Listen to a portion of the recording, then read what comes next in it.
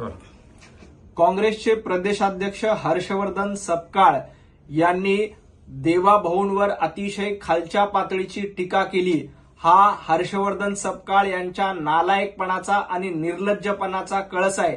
एका बाजूला महात्मा गांधींचं नाव घ्यायचं आणि दुसऱ्या बाजूला अशा पद्धतीनं नथुराम गोडसेंबरोबर तुलना करायची, याबद्दल सपकाळ यांना लाज वाटली पाहिजे।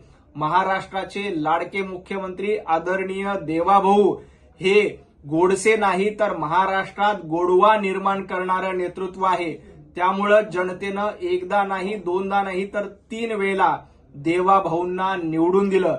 हर्षवर्धनजी, तुम्ही अशा पद्धतीचा नीचपणा करणार असाल तर जनता आणि भारतीय जनता पार्टीचे कार्यकर्ते तुम्हाला जशास तसं उत्तर देतील।